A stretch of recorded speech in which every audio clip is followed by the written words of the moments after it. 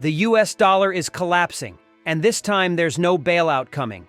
Central banks around the world are dumping treasuries. Gold is at record highs. The US just crossed $38.7 trillion in debt, and interest payments are now bigger than the entire defense budget. Foreign trade is moving away from the dollar. Countries like China, Saudi Arabia, and Brazil are building a new system without us. This isn't just another recession. This is the end of the financial world we grew up in. The people in charge, they've lost control. And in this video, I'll show you 10 reasons why what's coming is far worse than 2008. BlackRock, Saudi Arabia, and China just quietly declared the dollar obsolete. You're not going to hear this on CNBC, and you're certainly not going to hear it from the White House, but some of the most powerful entities in the world have already begun the exit process from the dollar, and they're doing it through backdoors, bilateral deals, and shadow negotiations that the average American will never see coming. Let's start with BlackRock, the world's largest asset manager, which has quietly partnered with Chinese financial institutions in recent months to expand their foothold in Asia, not in dollars, but in local currencies and cross-border yuan vehicles. Then you've got Saudi Arabia, long considered the backbone of the petrodollar system, now openly cutting oil deals with China in yuan and even exploring gold-for-oil swaps, something that would have been unthinkable a decade ago. The entire premise of the dollar's global dominance rested on one thing: energy priced in USD. That was the contract. You buy oil, you need dollars. But in 2023 and 2024, that contract has been broken not with a bang, but with a slow, brutal erosion of loyalty. And then there's China now offering the cross-border interbank payment system, CIPS, as an alternative to SWIFT, and linking it with Russia, Iran, Brazil, and even the UAE. What does that mean? It means you can now settle massive trade without ever touching a dollar. This isn't speculation. It's happening, quietly, irreversibly. And here's the part that will make your stomach drop. Once the demand for dollars in international trade drops, the supply comes home. Trillions of dollars held abroad start flooding back to US shores, and with no new demand to absorb them, what happens next is textbook. Inflation explodes, purchasing power craters, and the American standard of living, the one built on importing cheap goods, collapses in on itself. This is the end of dollar supremacy, not because of war or collapse, but because the people who once needed it don't anymore. The US government is now the biggest Ponzi scheme on earth, and the exit door is closing. This is going to sound insane if you haven't been paying attention, but if you strip away the flags and slogans and the comforting talk from Washington, the raw mechanics of how the US government finances itself now look disturbingly similar to a Ponzi scheme, except this one's backed by nukes and a printing press. Let's break it down. The government spends more than it earns every single year. That's the deficit. To cover that gap, it issues bonds. Trillions of dollars in bonds. And who buys those bonds? Historically, foreign governments, pension funds, Wall Street. But here's where the trap starts to tighten. In 2024 alone, over $2.1 trillion in new Treasury issuance hit the market, and the largest net buyer wasn't China, wasn't Japan, wasn't even American households. It was the Federal Reserve. In other words, the government is now borrowing money from itself. The Fed prints dollars to buy treasuries that were issued by the Treasury to pay for spending that Congress refuses to cut. That's not economics, that's circular logic on life support. And now the interest payments alone on the national debt are larger than the entire defense budget. This means the US government is using more debt to pay for the cost of previous debt, hoping that interest rates will magically go down. But here's the gut punch. This only works as long as confidence holds. As long as people believe the government can always print more money without consequences. But when that belief dies, and it's already dying in places like Brazil, Turkey, and even within EU investment circles, then the exit begins. People sell treasuries. The Fed steps in to buy more printing, higher inflation, even more distrust. This is the death spiral. And the American middle class? They're not watching this happen on Bloomberg, they're watching it happen in their grocery bills, their rent, and their vanishing retirement dreams. This is the part of the dollar crash that feels like a fever. You don't know you're in it until it breaks you. And by then, The system is already in freefall. The smart money knows U.S. debt is already too big to rescue without destroying the dollar. There is a threshold where a nation's debt becomes so large that any attempt to fix it actually makes things worse. And the terrifying thing is, the U.S. crossed that line years ago. Most people think that if things get bad, the government will just fix it, like they did in 2008. But the numbers don't support that fantasy anymore. As of 2026, U.S. national debt has exceeded $38.5 trillion, with the interest alone projected to hit $1.5 trillion annually by 2027, more than the government spends on Medicare. That's not a budget line, that's a time bomb. And what are the options to fix it? You can't raise taxes high enough to close the gap without collapsing GDP growth. You can't cut spending without triggering political revolt and social unrest. And you can't borrow more without driving yields up and triggering a bond market revolt. So what's left? Print, devalue, inflate, which is exactly what we're seeing now. But here's where it becomes existential. The very act of inflating away the debt destroys the value of the currency used to pay it. That's the corner we're in. The Fed is now stuck between defending the dollar or defending the Treasury market, and it can't do both. Every basis point cut to stimulate growth weakens the dollar and stokes inflation. Every hike to defend the dollar causes recession and raises debt service costs. That is the textbook definition of a debt spiral where the cure is worse than the disease. And smart money knows it. That's why institutional investors are rotating into hard assets. That's why even central banks' historically conservative entities are now dumping treasuries and stockpiling record levels of gold, silver, and other tangibles. They see what's coming. They understand that once your debt hits escape velocity, you don't default outright. You default slowly by silently destroying the currency. That's where we are now. Not in theory, in reality. The US dollar is being sacrificed to keep the illusion alive. And when that illusion finally shatters, the crash won't be like 2008. It will be like Rome, 476 AD, the end of the system, not just a crisis within it. BRICS plus Shift has quietly built a non-dollar alternative that's already functioning. One of the biggest misconceptions Americans still hold is that if the dollar were ever to crash, we would all see it happen on a Bloomberg headline or hear it shouted on CNBC. But real monetary resets rarely arrive like that. They begin as realignments through trade deals, currency swaps, and parallel settlement mechanisms that bypass the dollar. And that's exactly what's been happening under everyone's nose. In 2024, the expanded BRICS Plus bloc, which now includes Saudi Arabia, Iran, the UAE, and Egypt alongside China, Russia, India, Brazil, and South Africa, officially launched a joint payment system aimed at reducing reliance on Western-controlled financial channels. Now, that doesn't mean a new global currency replaced the dollar overnight. But what it does mean is that oil, gas, and strategic goods are now being priced and settled in non-dollar terms between a growing percentage of the world's population. You already have China settling oil in yuan, India buying Russian crude at steep discounts using rupees and dirhams, and Russia executing trade in rubles and gold, not dollars. Swift alternatives like SPFS, Russia, and CIPS, China, are quietly linking up with banking partners across Asia, the Middle East, and parts of Africa. This isn't theory. This isn't speculation. This is how systems migrate away from monopoly. In 2001, nearly 85% of global trade was denominated in USD. As of late 2025, according to BIS estimates, less than 58% is, and that number is declining each quarter. What makes this shift even more dangerous is the narrative fracture. Nations are no longer afraid of openly questioning the dollar's dominance. In past decades, even suggesting such a move was financial blasphemy. Today, it's policy. It's de-dollarization by design, not just reaction.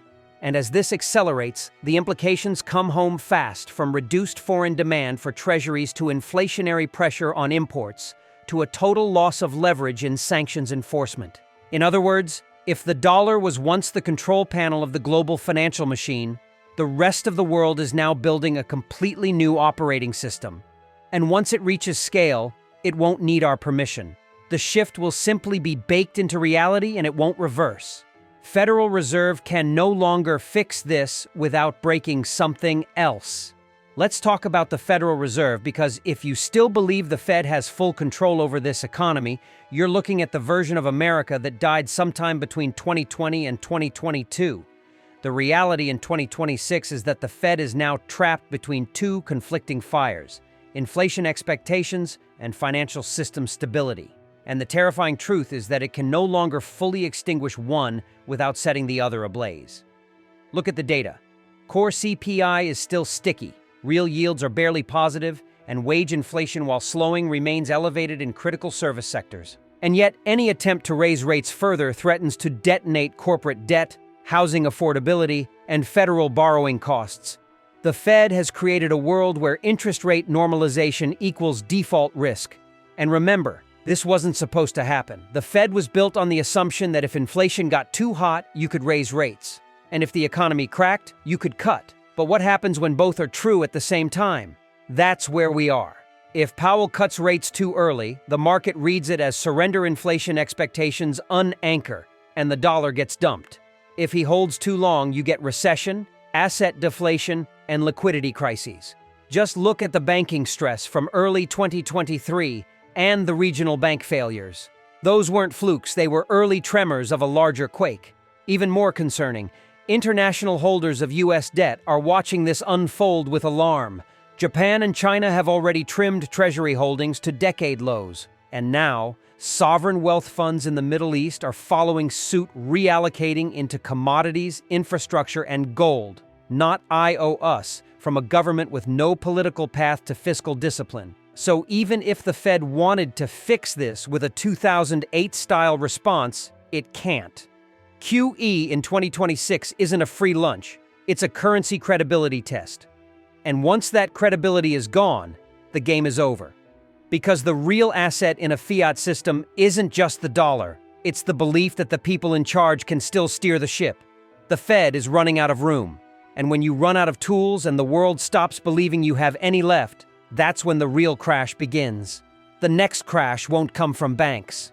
It will come from the derivatives shadow system nobody talks about. Here's something that almost nobody in the mainstream financial conversation wants to admit, because it sounds too technical, too abstract, too hidden.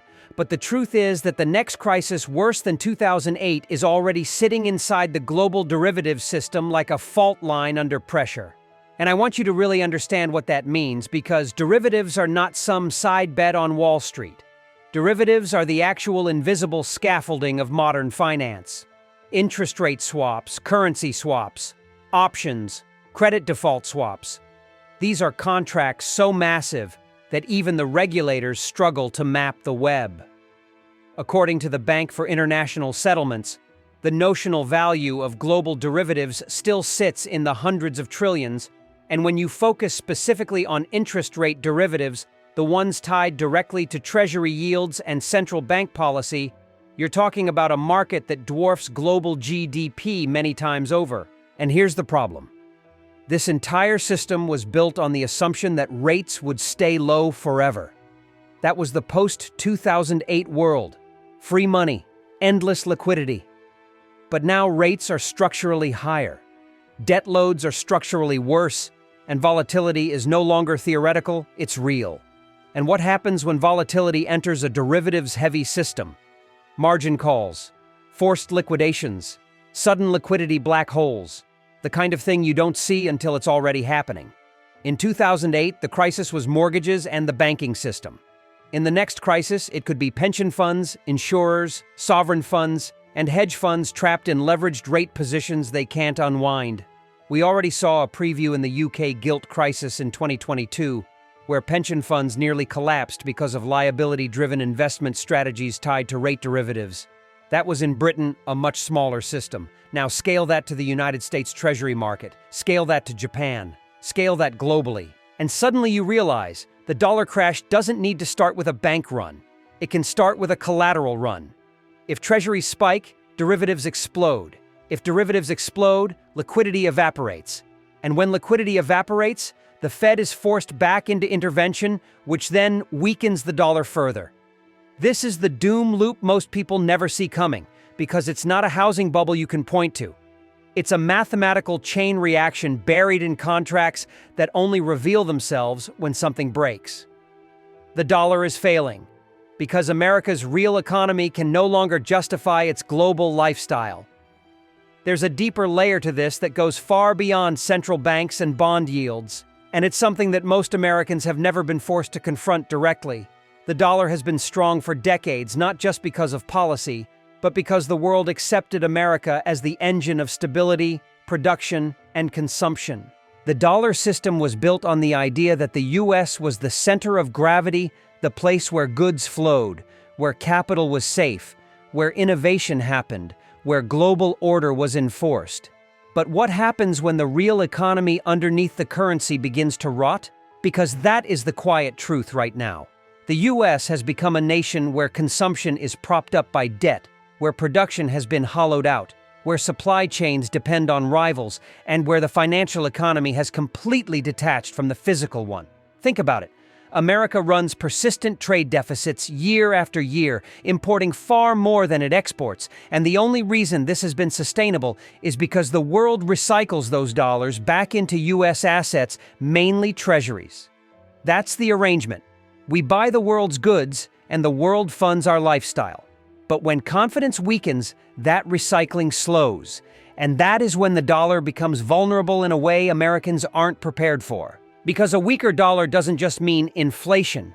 It means structural decline in living standards. It means imports become unaffordable. It means industrial inputs spike. It means energy volatility rises. It means the average household realizes that the reserve currency privilege was subsidizing their purchasing power all along.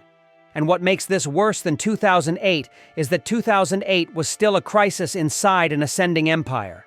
This one is happening in an aging system with fewer options. The U.S. cannot rebuild manufacturing overnight. It cannot reverse demographic pressures overnight. It cannot cut deficits overnight. And so the currency becomes the pressure valve. Historically, when empires reach this stage, the monetary order shifts not because somebody chooses it, but because reality forces it.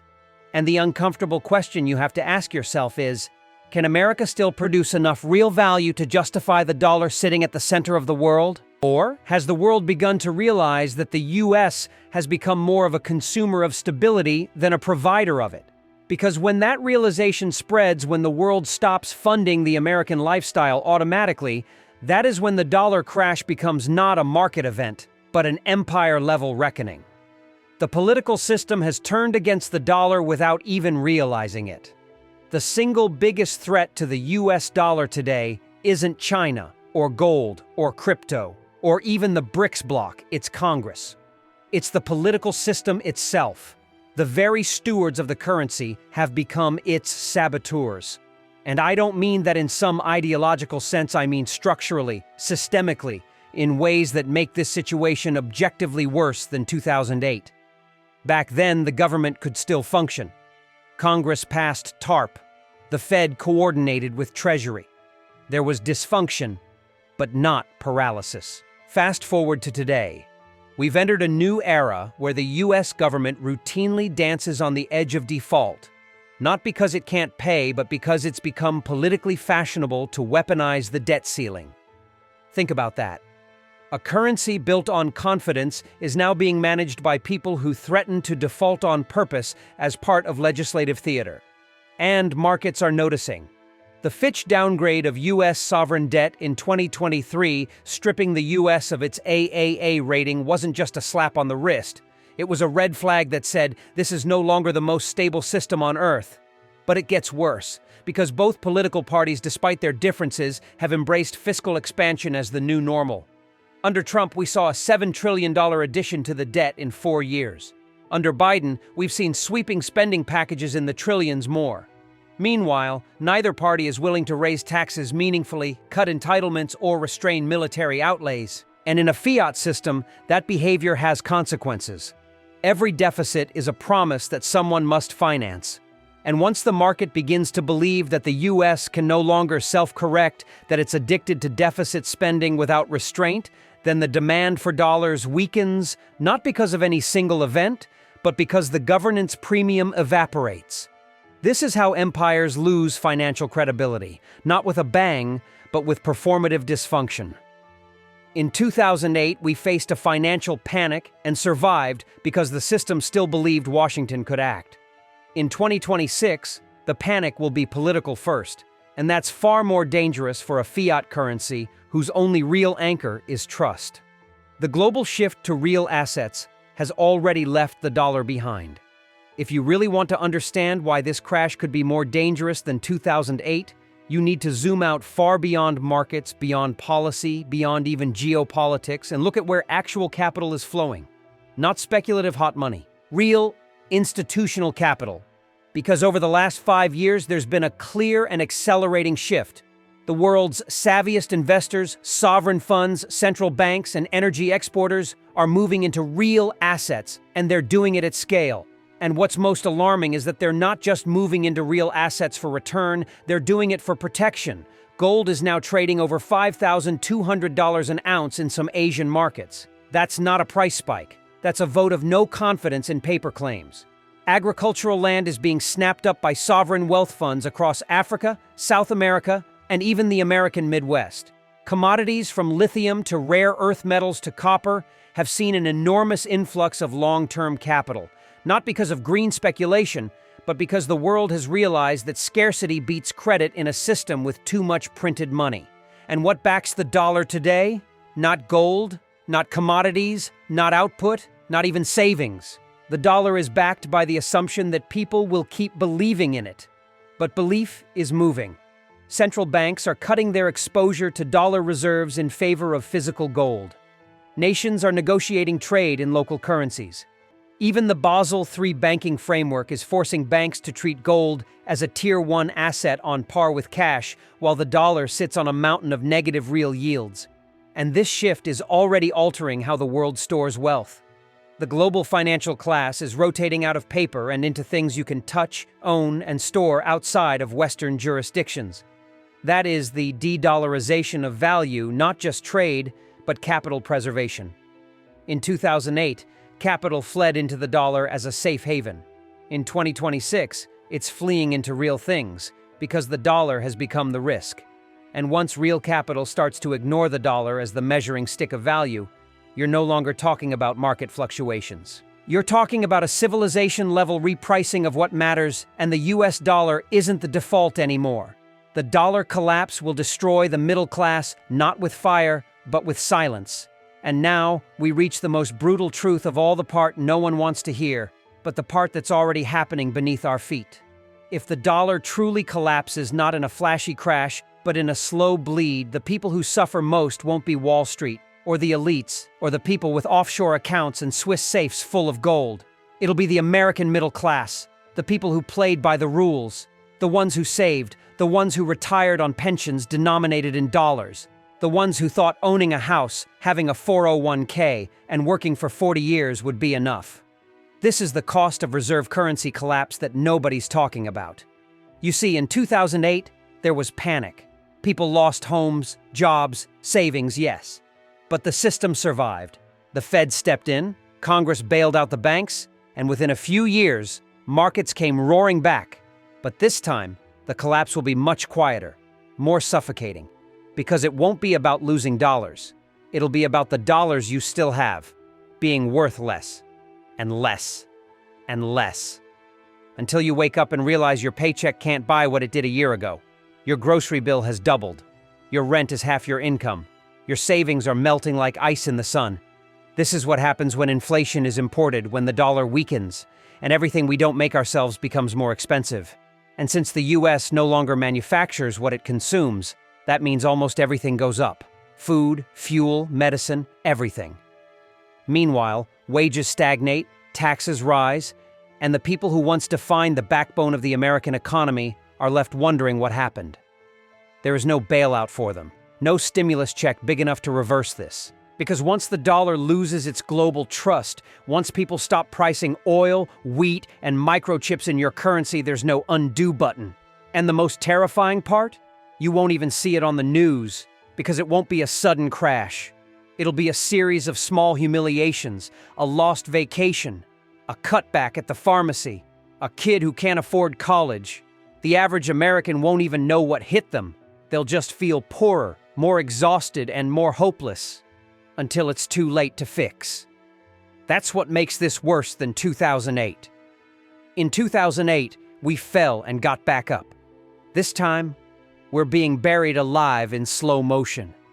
They told us 2008 was the worst it could get.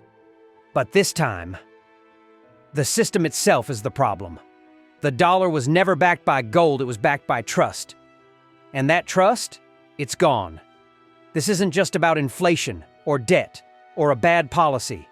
It's about a nation that spent 50 years living on borrowed time, and now the bill is due. If you're still thinking this ends with a soft landing, you're not listening. We are not going back. So now the question is, what do you do? Because what's coming will destroy the unprepared. And if you want to protect your savings, your income, your family, you need to understand exactly how the collapse unfolds. Hit subscribe, because in the next video, we'll break down what you can do right now to survive the end of this financial system. Stay alert, stay informed, and never assume the people in charge still know what they're doing. I'll see you in the next one.